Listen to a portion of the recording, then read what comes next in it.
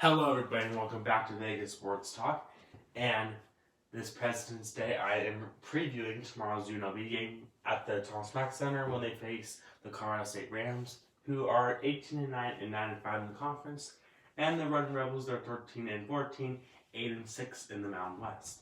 And this game has huge implications on the Mountain West tournament in March, and this is all for seeding. And from third to sixth, there's a one-game differential, and right now, if the Rebels can pull this one off, they'll pull into the top 5 seed, and they really need that when it comes to getting a bye. And I expect the Rebels to come out strong tomorrow. I don't know why I'm saying this, but I expect them to win, because every time I say they're going to win, they lose, and vice versa. But I just have a feeling in my gut that Coach Otzelberger will have his team ready tomorrow. But I could always be wrong with the Rebels. Season leaders for the Rams. Isaiah Stevens leads them with 13.6 points. Cavarcho, 11 rebounds, and Stevens, 4.6 assists. Season leaders for the Rebels. Bryce Hamilton, 15.3 points per game. Rebounds in Bakay Jean with 8.2. And Amari Hardy has 3.1 assists per game on the year. And there's a few players for Colorado State that will really give UNLV some trouble, but that's only if they're making shots.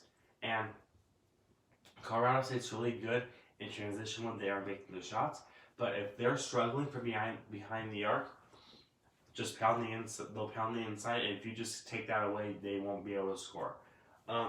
Team stats: they average 76.4 points per game. They get up 71.7. Field goals 47.2%. Rebounds 35.7. Turnovers 12.9 per game. For the Rebels, they average 71.6 points per game. They get up 71.1, so that differential needs to get a little bit better, but it has been getting a little bit better over the past couple games. Field goals 42.7%, rebounds 38.8, and turnovers 13.6. So both teams are pretty even on these stats, and it should be a really fun game tomorrow to watch. Key players for the Rams: Isaiah Stevens, Cavarcho, Roddy, and Thistlewood. I put him on there because if he's making threes, they're going to be hard to stop because they can just swing the ball every direction, and the Rebels will not have a plan to play defense on that. But they need to scout well, the Rebels. If they can scout well, I would go into the zone. I know it's a little bit risky, but you go to the zone because I don't think John can guard Cavalcho. You go to a 2-3 zone, you limit the inside touches, and you let them shoot threes from outside. If they're making threes, okay, then you just play man-to-man after that. For the Rebels, they have a couple key players as well: Hamilton, Hardy, John, and I put Coleman down here. I could have put Long, but Coleman, when he makes big shots, he fires up the crowd, and I expect him to make big shots tomorrow night at the Thomas Mack, and if he does, the Rebels will improve to 9-6. Keys of the game for the Rams: they have to limit Hardy and Hamilton. If they can limit them, they are going to limit their entire offense. They need to limit their turnovers under 10. They need to have more possession than the Rebels. Out-rebound the Rebels. If they can out-rebound the Rebels, they'll have more opportunities to score. And on paper, it seems that they're going to lose a rebound battle by 3. And if that's the case, I don't think they're going to win the game.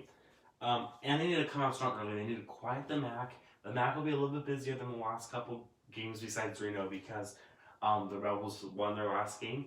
And the Rebels must be kicking themselves right now. They could be 9-5 if they beat Reno,